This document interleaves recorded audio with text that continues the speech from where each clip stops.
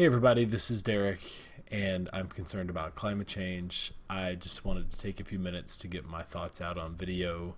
We had Donald Trump here in Austin today, and I helped organize one of the many protests that took place against his hatred and fear-based messaging and against his climate change denialism, with the latter being the main reason that I get involved.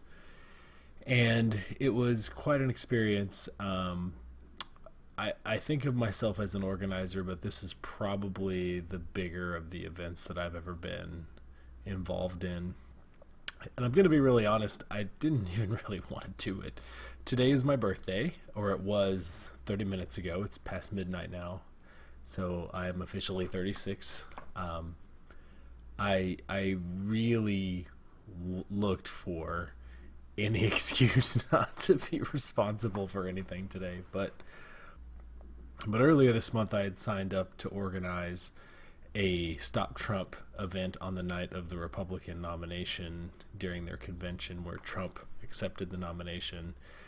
And that was on behalf of Next Gen Climate, 350.org, MoveOn.org, and some other national groups. And my thinking was that, they're doing this because Trump is a climate change denier, and this would be a really good opportunity to meet these folks who are in Austin but are on more national lists but could be plugged into some local useful activism. So at that point, we went and protested out in front of Lamar Smith's office, who represents part of Austin. Lamar Smith is one of the worst climate change deniers in Congress and a water carrier for folks like Exxon. He is constantly standing in the way of climate science and the acceptance of climate science in Congress. So for that protest, I think at its peak we had about 30 people, and it was great. It was a wonderful experience. I met some great people and helped get my bearings on the Austin activism scene. We had some great signs that said like Trump equals racist, Trump equals climate change denier, that kind of thing.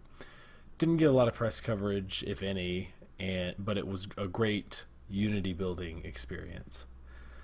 So you flash forward to last week. It was announced that Trump would come to Austin, which was an odd choice. I think honestly it had to do with him hiring this new Breitbart guy to run his campaign, and a hope that if he came to Austin, he would A, raise a lot of money from Texas Republicans, but also B, maybe get his candidate into a situation where something would happen with protesters, or the protesters would make themselves look really bad, or do something that would offend the Trump followers nationwide and help refocus his campaign, give him a villain basically here in Austin. To my knowledge, that didn't happen, and that was a failed strategy. I think he probably raised a lot of money. And the rally that he held here was very large because it probably was pulling from all over the state.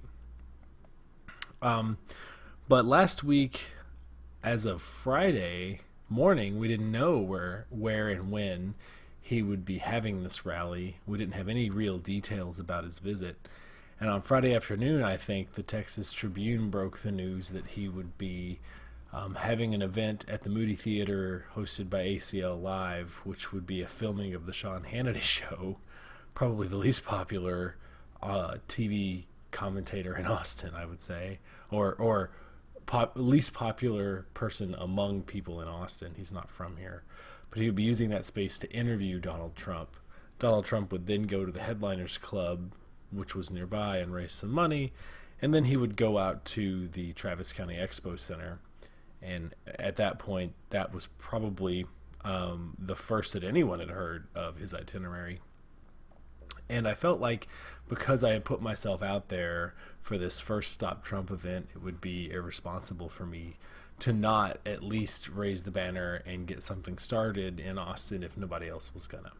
So on Saturday, I hadn't seen anyone say that they were going to set up a protest. I had kind of asked around in the preceding week to see if anyone was doing anything, and no one had really any answers at that point because we didn't have his itinerary.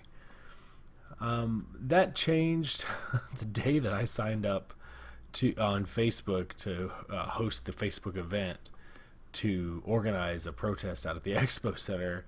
I mean, everyone had the same idea at the same time in Austin. which was great.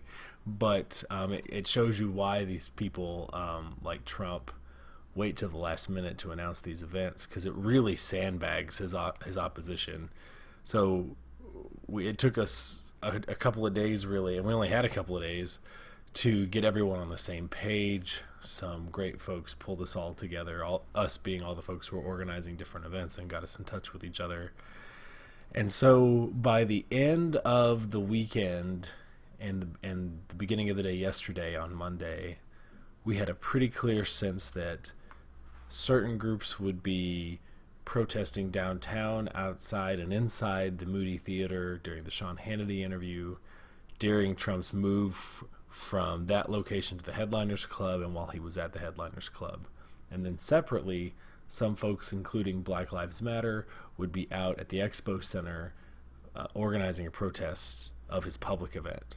And I chose to use my tools, which I'm operating under the name Texas Climate Action, to support that. I thought that, their rationale for just to back up a second, the Travis County Expo Center is not in Austin proper. It's out on Decker Lane, which I believe is outside the Austin city limits, and it is a lower income neighborhood, and locating a Trump rally there is a particular affront to a community that does not feel supported by Donald Trump or his supporters, to say the least. And so the Black Lives Matter folks saw an opportunity to organize an area that traditionally hadn't been organized, and to involve folks that hadn't had much power in the local community. And I thought that if they were going to be out there, then the least I could do would be to help turn people out to support that. And I believe that Austin Justice Coalition felt typically the same way. So Texas Climate Action and Austin Justice Coalition went out there with Black Lives Matter to the Expo Center. And I will say it was a great experience planning it. It was difficult getting everyone even on the same communications tools on that short notice. But that's really how that sandbagging your opposition works itself out. You want them to be frustrated. You want them to be struggling to get coordinated. The groups overcame it, and despite some miscommunications in which I was a participant, everyone got on the same page, got in sync, divided up the tasks. So fast forward to today. I went out there at noon, looked around at the Expo Center, and it was apparent that they were only going to be open on Gate 1, which is the northwestern gate, I believe, and that parking was going to be a problem. By the time I got out there after work, this event was to take place at 7:30. I got out there, it probably took me about an hour to get there due to traffic, and the place that we had organized to park simply was not going to work. It was going to be too long of a walk, and because of the way the cars were getting in line on the shoulder to get into the Expo Center, and there's no sidewalk, it was going to block any kind of safe access on foot. So I had to quickly message folks and let them know that that wouldn't be a good place to park, the place we had planned, and that they would have to seek parking on the side streets or on the side of the street. So it took me a really long time to get there. When I went past the gate the first time looking for parking, there were probably about 15 people. So I was expecting, hopefully something the size of the Stop Trump event that we did out in front of Lamar Smith's office. Now, we had more than 130 people RSVP'd to attend just on the Texas Climate Action Facebook event page. The Black Lives Matter Facebook event page had roughly the same, and there were a couple of other pages like the Austin Justice Coalition that had some smaller amounts on there. But all in all, judging between the traffic and the time of day and it being hot outside and not really in the interior of the city that was at a central location, I thought, if we had something the size of the Lamar Smith protest, maybe that would be okay. The Lamar Smith's office protest that was also a Stop Trump event.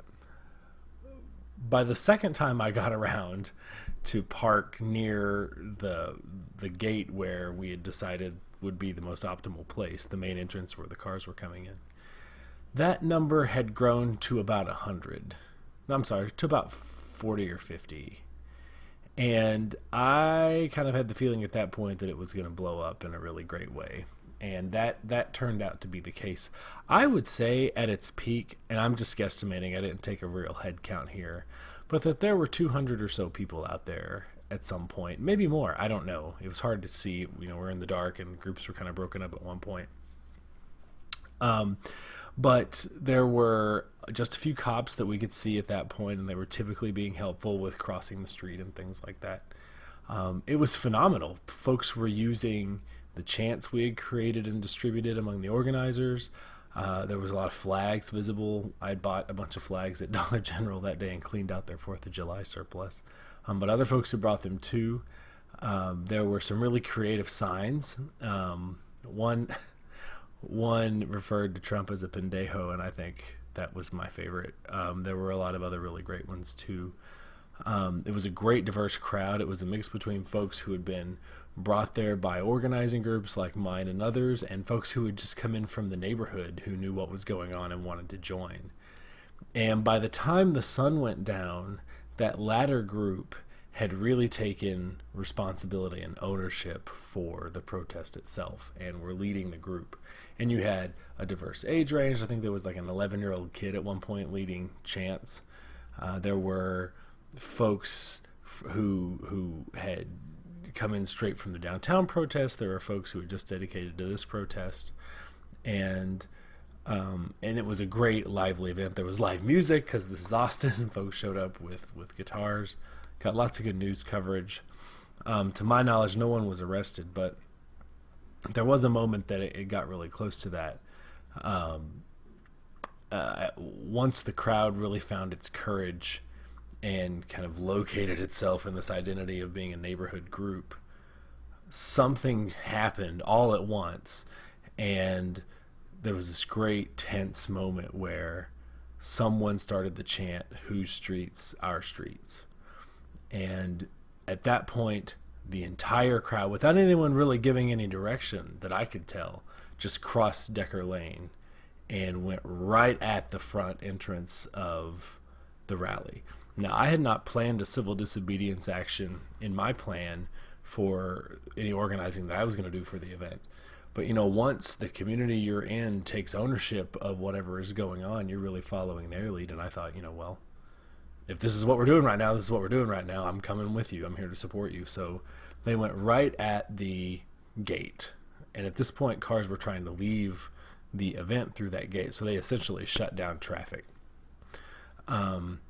At that point, an interviewer from the Alex Jones show, and I'm sorry I forget his name, but he recently did an interview with Van Jones, wherein Van Jones, I think, kind of took him to the woodshed, and who I had interviewed with earlier because he was trying to kind of harass the crowd and incite them a little bit and get kind of, the stooge footage that they like to use.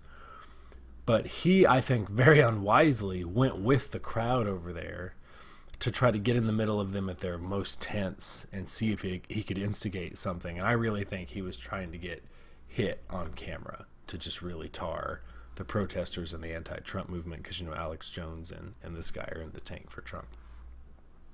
While he was doing that, and while he was kind of inciting these really negative emotions and partially succeeding in getting the crowd riled up against him, I see over behind his shoulder, at a place where him and his cameraman can't really see, that on the other side of the gate, the Austin Police Department was planning to, or was gathering their mounted riot control force with their, their helmets and their face guards and everything, along with a couple of dozen police officers. And it was very clear that they were going to force people out of the gate. And I started getting really concerned because you've got on one hand this guy raising the temperature and instigating, and on the other hand, actual physical force about to be applied to disperse the folks at the gate. And so I just looked at that guy and I said, you probably need to get out of here right now, because if a bunch of horses shove you into these people you're antagonizing, I mean, who knows what that volatile mix will happen. But you know what? You're literally trying to make that happen, and it's probably about to become a really stupid idea, because starting a fight right next to a bunch of cops in riot gear who have horses it's probably going to end badly for a lot of people. So, luckily, when the horses came out, the crowd was paying attention, and the crowd decided to go ahead and comply with the force being applied instead of trying to resist there, and was pushed across the street by this ever kind of advancing line of cops and riot control police and horseback riding police. I'm sure there are technical names for those things. I just don't know them. And I will say that is one of the closer experiences with actual applied police forcing, or actually applied policing force, that I've ever had. And it was a little bit scary at one point, not for me personally, because I don't think I was ever in any physical danger, but there were some younger people there, and they were having a little trouble getting out of the way of the horses. And so, some of us were kind of grousing at the police officers about it. After that, the crowd pretty much stayed where we started, across Decker Lane, and finished really in a really strong way. There were lots of great chants. The energy was really positive and high, and there were a couple of times where there were some angry exchanges between people coming out of the rally into this neighborhood where they were parked, but about whose residents they had really no concern or had never bothered to get to know before having a political rally right in their backyard. And the people who lived in the neighborhood who knew that. At one point, Police Chief Acevedo showed up and was just kind of, yucking it up with the crowd. I mean, he's a politician. He does a really good job of making you think that he's on your side without ever really, if you listen to his words, committing to being on your side. But I will give him this credit. His presence there subdued the continued instigation that was happening from the Trump supporters and the guy from the Alex Jones from the InfoWars channel. But it also had this kind of the effect of people wanting to talk to him about things they needed the police departments to start doing. So I think he felt like he was at work at some point. There was a random moment where two people came in and disrobed with the message, "Fuck Trump," which I think is a little ambiguous what you mean by that when you're naked, but I mean, to each their own. And I think they were there to show that they weren't afraid of anyone, which good on them. But all in all, this night was this really positive confluence of a bunch of different groups doing a lot of great things. Chau No, who a lot of folks know from organizing around the Bernie Sanders campaign and progressive causes, got into the Trump rally at one point and was doing some interruption work.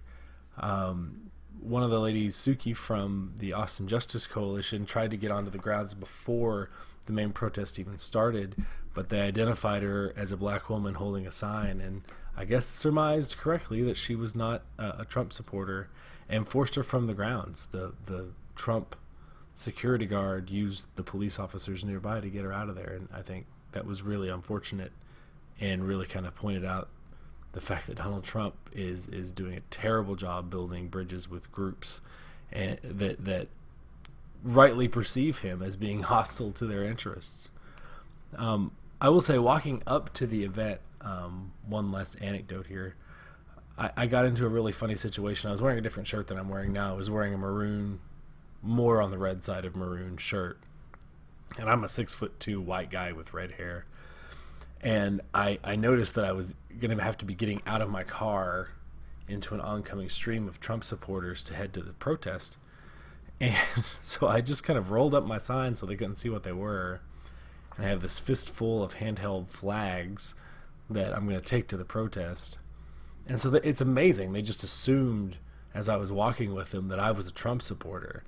And some pretty big old boys, I'm not going to lie. I mean, I'm not a small guy myself, but these were some pretty burly guys.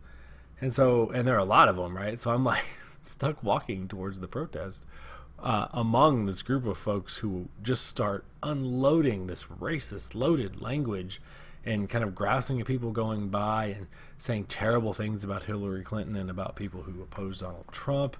And I'm just walking there being like, man, I really need to get to this protest before they realize that the first sign on the stack says Trump is a racist, because they were going on and on about what they would do to people who called them racist. I was worried at one point, if I drop this or they happen to ask what's on the sign, I'm going to end up in this culvert at some point. And I mean, they're being very clear that they would like to physically mess somebody up if they were given the excuse. And so it led to this really funny moment where we get to the gate, and this group that I'm with goes to the left, and I go to the right and start unfolding these signs and pulling out my bullhorn, and they're kind of like, "What?" Like I thought that guy was one of us the whole time. And if I'd had my presence in mind, I should have turned my phone on and started live streaming the things coming out of their mouth, because it was incredible. I do want to say I felt really good after this event.